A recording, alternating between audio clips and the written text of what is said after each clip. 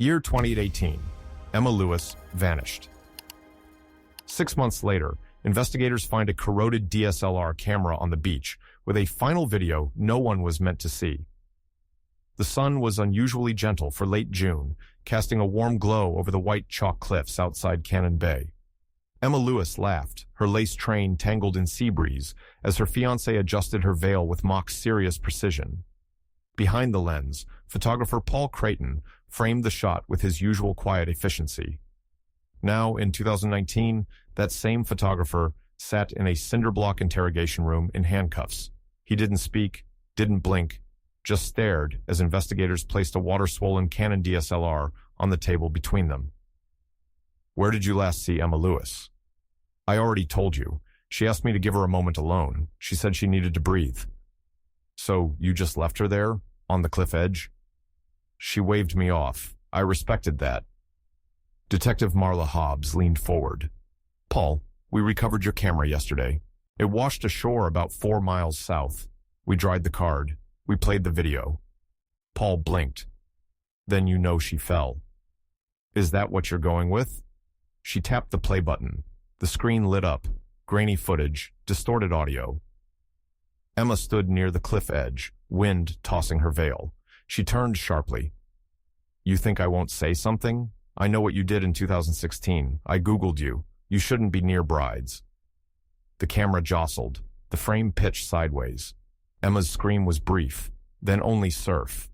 The camera itself lay in an evidence bag, salt-crusted, the lens cracked. But the SD card inside survived. That was the miracle, the object. It had been pulled from the foam by 2 surf anglers, walking the stretch near Kelter Point. They thought it was drift trash. Then one spotted the metal glint, a body cap. He unscrewed the lens and found the memory card still inside. It was warped, but legible. Inside the evidence room, the chain of custody had been meticulous, from beach to bag, bag to lab, lab to prosecutor. The cliff where Emma vanished had no safety railing. It was a known wedding photo spot, but also marked by signs. Local authorities initially ruled it an accident, a tragic slip. Until now. "You said she walked off alone, but the video shows your hand, your voice." Paul looked at the table. "She was going to ruin me. I lost everything once already." Marla tapped the screen again. "You didn't lose it. You covered it. That restraining order in Vermont? You never mentioned it." He said nothing.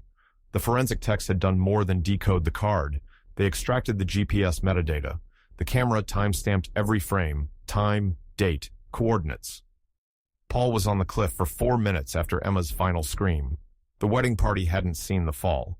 They were down by the beach, arranging the reception canopy. Paul had told them Emma wanted a solo shoot, that she'd be down in 10. She never was. And Paul had driven off, saying she'd changed her mind and wanted space. It took a week for the tide to carry the camera away, 6 months for the surf to give it back. The footage was partial, but damning, enough to bring murder charges, enough to sentence a man. But the real question lingered. How many others? "Emma wasn't your first confrontation, was she?" Paul stared, then finally nodded once. Outside the interrogation room, Emma's parents clutched hands. They'd come for answers. Instead, they got a camera bag and a USB stick containing their daughter's final moments. "Why didn't he just walk away?" her mother whispered. "Because monsters don't retreat. They erase." The court date was set for August. The DSLR, tagged Exhibit A, would become the centerpiece of the prosecution's case. And on the coast where Emma once posed in lace and light, the wind never stopped blowing. It carried voices, whispers, warnings. Just below the cliff's edge, someone had laid lilies. No plaque, just flowers. A tide-washed lens cap sat beside them. "Who left this?" a jogger asked the ranger one morning. The ranger didn't answer. He just looked out to sea. The ocean had given up the truth, and it was heavier than anyone imagined. The day Emma disappeared, her wedding dress hung empty on the back of a sun-bleached chair while gulls circled overhead. It had taken her mother weeks to choose it. Ivory lace, floor length, vintage-cut sleeves, altered 3 times. It wasn't supposed to end up at the bottom of a police evidence locker, tagged and sealed in plastic. 6 months later, Detective Marla Hobbs stood in that same locker, gloved hands carefully lifting the garment from the sealed container. The dress was stiff with salt, some lace threads torn. It had been recovered during a second coastal sweep, snagged on jagged rocks beneath the northern tide channel, exactly 2 miles down current from where the camera washed ashore. It wasn't just a dress anymore. It was a timeline. At the lab, she laid it out under full-spectrum lighting. Fibers gleamed under UV, skin cells, blood trace, dirt from cliff sediment. But something didn't add up. The dress had no tear marks around the neckline, no signs she struggled or clutched at it when falling. Just one odd detail, a small triangular patch on the right hip where fabric had been professionally cut and resewn. Not recently. Marla called Emma's mother. Did Emma have her dress tailored? Just for fit. Sleeves, hem, bustle points. Why? There's an alteration on the right hip seam. Old stitching. Not the tailor's work? Never. She'd have told me. She obsessed over that dress. Marla hung up and circled the fabric with a red marker. Then she got a call. Hobbs, you need to come down to evidence intake. Someone just dropped off a package, anonymous, unmarked, but you're going to want to see this. The box was plain cardboard, wrapped in brown shipping paper. No return address. Inside, a plastic bag. Inside that, a piece of ivory lace fabric. But not from the dress. Different weave, same color. Pinned to it, a torn photo. Emma and Paul. Her hand was on his shoulder. His hand gripped her hip, the exact spot with the altered seam. Is that where the microphone went? No, she wore it on her neckline, hidden under the veil. Then what was inside her dress? Marla stared at the fabric swatch again. There was something sewn in.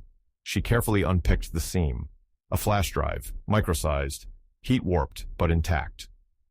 The lab extracted the contents. One short clip. Video handheld. It wasn't Emma's voice. It was Paul's. A voicemail recording, dated May 2016. You think I forgot what you said in Albany? You're not going to ruin me, okay? You're not. I'm not that person anymore. Then a second clip. Video again. A girl, not Emma, facing the camera, crying. He followed me to my hotel. I never agreed to go anywhere with him. The file ended there. Marla stared at the screen. The timestamp predates Emma's disappearance by 2 years. She turned back to the fabric. Emma had sewn this flash drive into her gown. She knew he was dangerous, and she planned to show someone, just not soon enough. The lab confirmed that the lace came from the same manufacturer as Emma's gown, but was a different batch, likely purchased separately, meaning Emma herself added it, to hide the truth in plain sight. That night, Marla revisited the original video, the one recovered from the waterlogged DSLR, frame by frame. She slowed the section where Emma turns, where she shouts at Paul. I know what you did in 2016. There it was, clear as day. She'd known. And Paul? He'd smiled, then moved forward. The next day, Marla reopened the 2016 assault case in Albany. The victim never pressed charges, but the statement was still there. So was the hotel registry, and one signature stood out. Emma Lewis. She wasn't just a bride, she was a witness, maybe even a protector. And for that, she'd been silenced. Marla stood over the dress one last time. The fabric lay limp under the fluorescent lights. It had been meant for celebration, for vows and photographs and first dances. Instead, it told the story no one else had lived to tell. The threads didn't lie. She left the truth in her wedding dress, and the ocean gave it back. What happens when justice wears lace? 3 days after Paul Creighton's arrest, a young postal intern dropped a battered manila envelope onto the front desk of the Cannon Bay police station. No return address, no stamps, just one line scrawled in black ink. She sent this to herself. Inside, a creased wedding photo postmarked 4 days before Emma's disappearance. The image was haunting. Emma alone, standing barefoot at the edge of a tide pool, veil drifting like mist. It wasn't from the wedding day. The timestamp on the back was 2 weeks earlier, a test shoot. Marla Hobbs examined the image closely. A signature watermark read, Creighton Studio. But what drew her eyes wasn't Emma. It was the reflection. In the tide pool below her feet, someone else stood in shadow. Long coat, camera raised, just off frame. It wasn't Paul. She flipped the photo over again. Beneath the postmark, tiny initials in red ink, EL. She mailed this to herself, on purpose. The forensics team UV scanned the envelope, no fingerprints, but they found paper fibers from a distinct typewriter ribbon. Vintage, Remington model. Only one print shop in Cannon Bay still used those. Marla paid them a visit.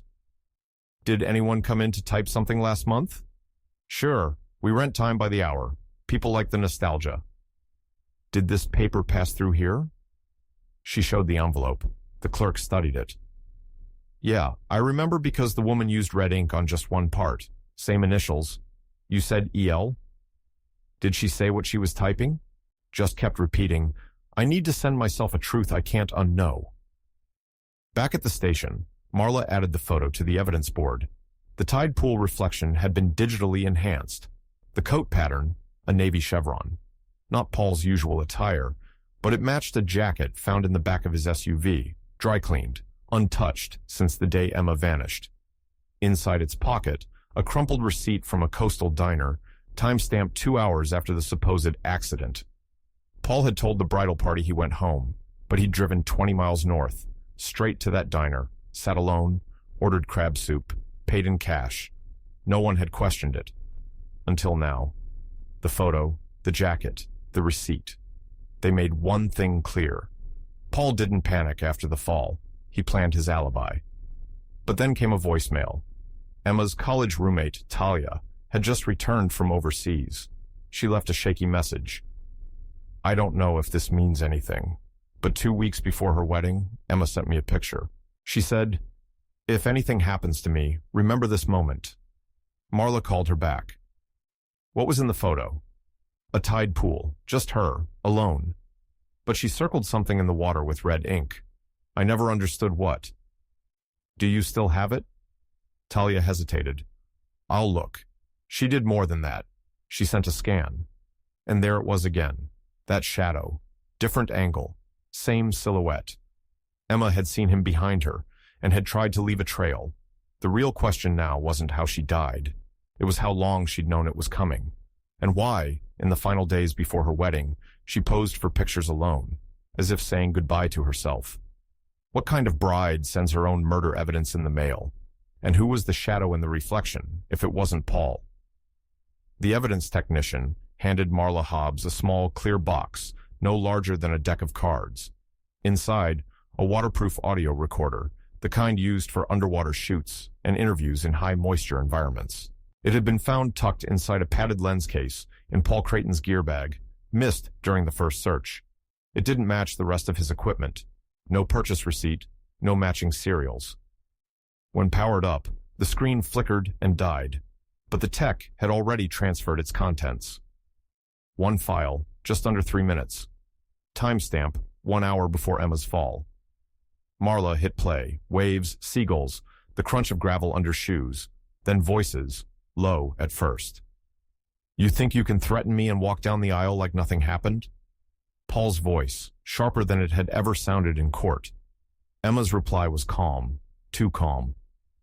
It's not a threat if it's the truth. You should have stayed gone, Paul. Silence, just wind. Then she added, I sent the file already. If anything happens to me, the world will know.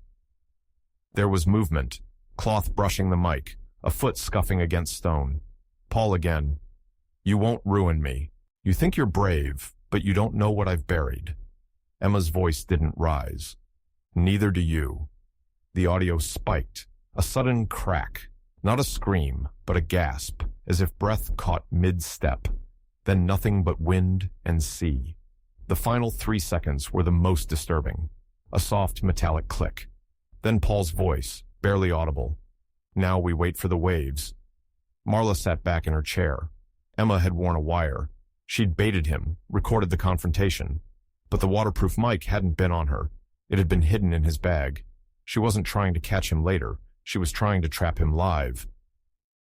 She knew he'd come after her. the technician whispered. She was setting the stage. Or leaving behind a confession, his or hers. That evening, Marla drove to the coastal overlook. The wind was louder here, harder to ignore. She stood where Emma once stood, veil catching light, lace twisting like sea foam. Below her, the tide clawed at the rocks. She played the recording again, eyes closed. Waves, voice, gasp, click. But one new sound emerged, faint, barely there. A second set of footsteps. Emma had met someone before Paul arrived, someone she trusted enough to say, "I sent the file." The recording only caught part of the truth. So where was the rest? And who else stood on that cliff before it all went silent? The coroner called Detective Marla Hobbs late Sunday night. "You're going to want to see this. It's about the coastal remains we recovered in January. The fragment we thought was animal, it's not. The sample had been retrieved from a rocky inlet known to trap tide debris. Initial belief was that it belonged to a seal or sea lion, common in that stretch of shoreline.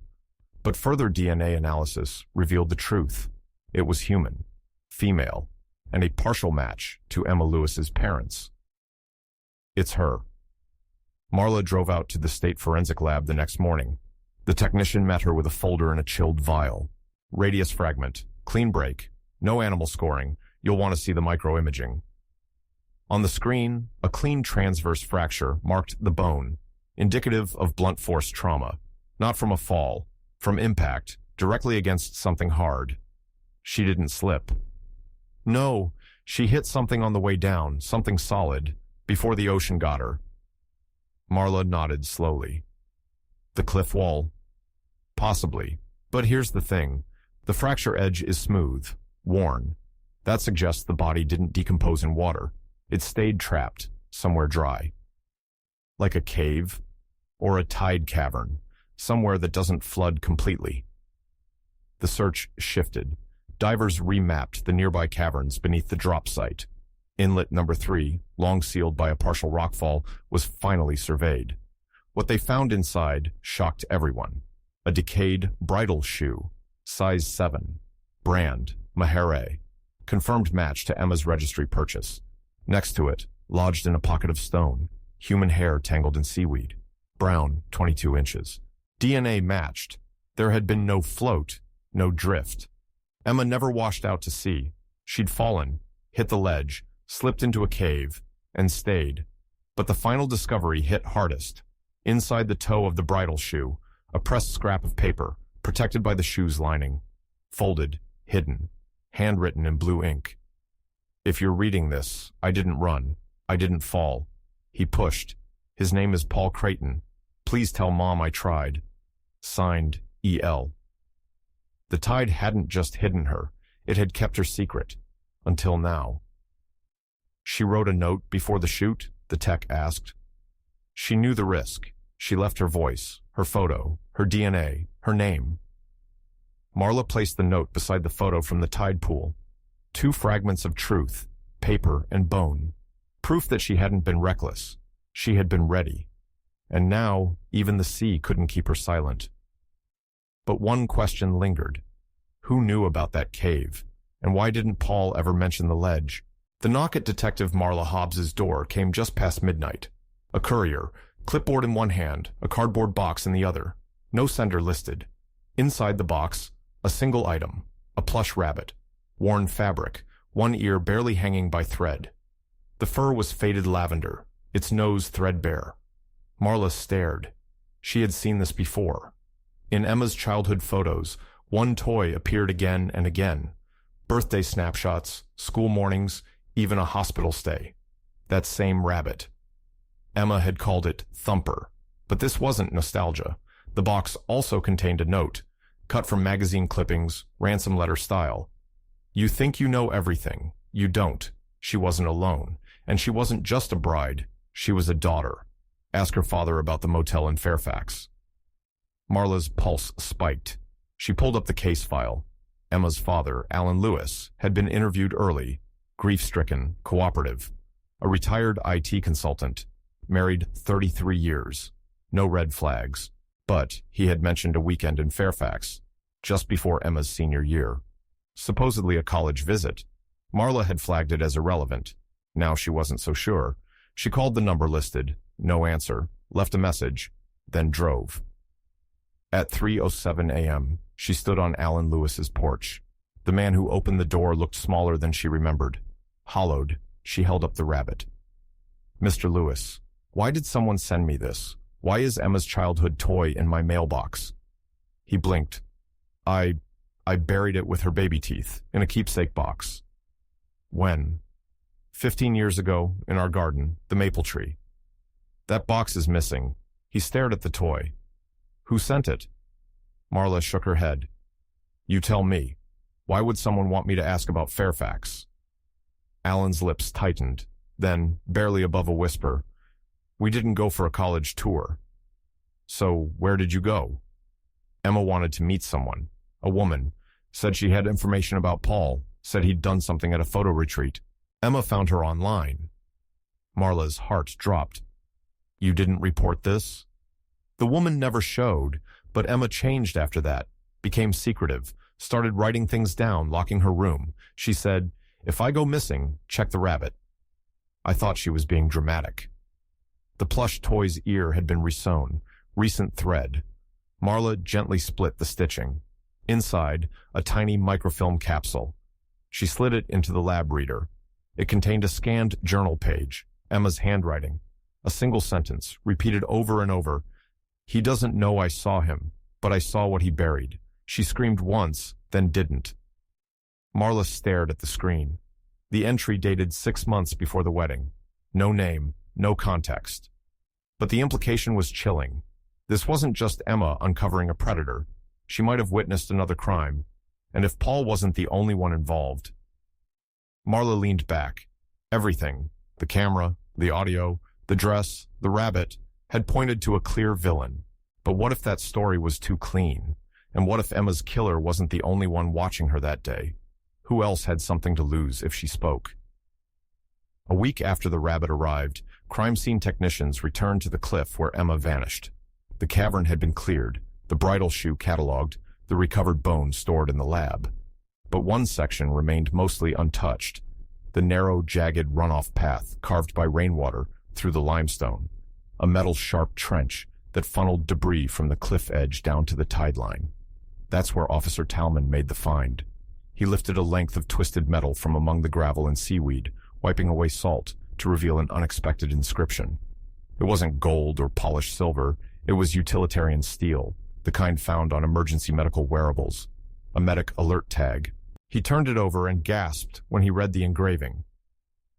Emma Lewis Epilepsy. No strobe.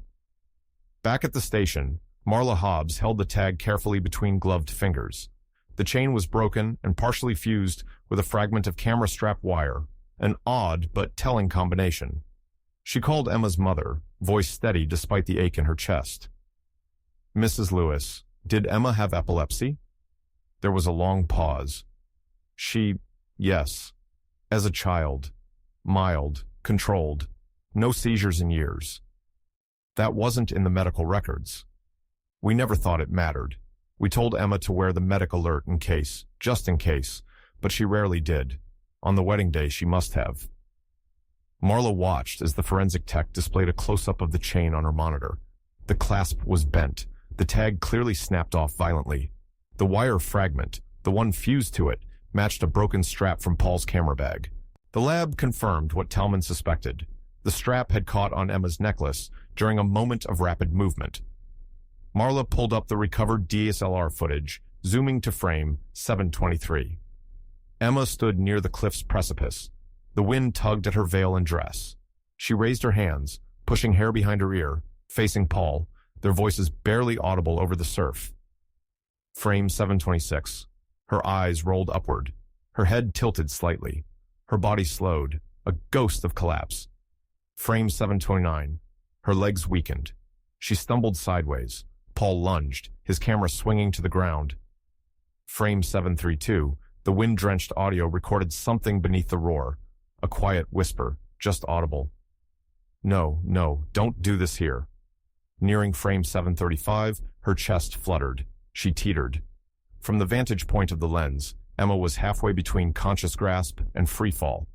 At frame 738, the camera jerked violently, releasing a metallic scrape, then went dark as the lens shattered. Marla replayed the stretch in slow motion. Emma, leaning into instability. Paul's arm outstretched. Not a shove, too abrupt and brutal, but a grasp for balance. Then mismatched force. The strap snagged, her body twisted, gravity took hold. She rewound to the whisper again. The words struck deeper this time. Not confession, they sounded like fear. Not instruction, they sounded like regret. Something had gone wrong. The medic alert tag meant Emma had an unspoken vulnerability. At that moment, the colliding weight of seizure, fall, and panic could have created chaos. But Paul? He didn't call for help.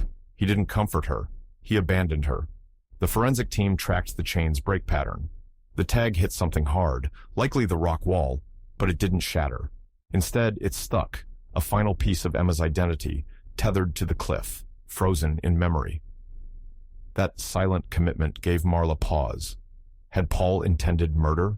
Had he seen the seizure as an opportunity? Or had he panicked, and in his chaos, become her killer? The evidence now suggested he'd reached for her during collapse, tangled the strap, but hadn't expected the fatal result. The broken tag, the camera strap, it was accidental brutality, not cold-blooded murder. But the audio whispered suspicion. No, don't do this here. Were those his words, a plea to himself, or a warning to Emma? What if he saw the seizure too late, and tried to stop her falling, and failed? Or, what if he'd anticipated the seizure? What if he'd planned to push? The broken evidence had split the story into two possibilities: tragic accident or murderous intent. Marla sat at her desk late into the night, watching the frames again and again. Sometimes she saw a man panicked by circumstances he couldn't control. Other times, a man seizing opportunity. Emergency protocols for seizures included calling for help, holding someone steady, never pushing them. But no protocol existed for a lover's rage. Pulling up Emma's medical records again, Marla noted that the diagnosis had been mild, but she had seizure reactions under stress, in moments of exhaustion and fear. The wedding day had both. Marla scribbled notes: seizure, collapse, strap snag, stumble, push. She typed into her case file. Did Paul cause her fall, or did he finish it? And then scrolled down to type a final line. What if Emma hadn't collapsed? What if Paul hadn't panicked? Would she still be alive? She leaned back. The cliff beyond the window threw long shadows over her desk. The ocean roared in memory, and the unanswered question hovered in the room. What if Emma hadn't fallen? What if she'd found her footing and walked away? Would Paul have stopped her? Would the truth have stayed buried or been revealed? The retired janitor's call came in just before closing. I think I have something weird, he told the station clerk. It's probably nothing, but I found this sweater behind the boiler room at the old coastal chapel. Used to be part of the wedding rental circuit, right? Marla Hobbs drove out that night. The building had long been decommissioned. Warped pews, cracked stained glass, the damp scent of sea rot. A place once rented for beach view vows. Emma's name had been on the reservation list a month before her ceremony. She and her friends had used the space for dress rehearsal photos. The janitor, Mr. Bell, led her to the back. I was fixing pipes under the floor and saw this in the crawl space. Don't know how it got there. He handed over a knit blue sweater, women's cut, cropped sleeves, pearl buttons. A dark stain clung to the collar. Dried, rust brown. Marla checked the tag, size XS. The initials EL, stitched faintly into the hem. Hand done. Emma's. She photographed it under flash. Then she saw it. A small rip behind the left shoulder. Threads stretched, as if someone had grabbed hard. This isn't from a rehearsal photo, she muttered. This is from the day she vanished. Luminol confirmed blood presence. Human. The lab would match it soon enough. But the real surprise came from a secondary find. Wedged in the sleeve's inner cuff, a hotel key card, marked only with a number, 8, from a motel 6 blocks from the chapel. Marla visited it the next morning.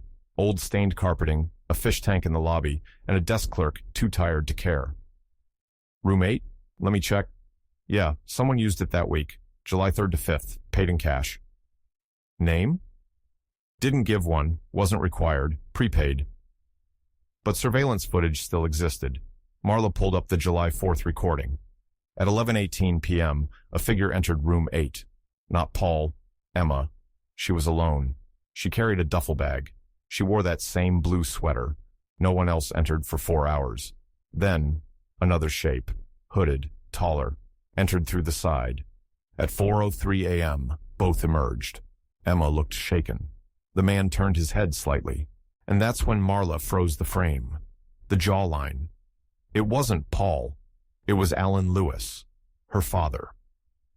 2 nights before the wedding, Emma had met him in secret, at a motel, wearing the same sweater now soaked in dried blood. The timeline cracked in half. What had happened in that room? What truth had Emma learned? And if her own father had something to hide, was Paul Creighton the only man who wanted her silent?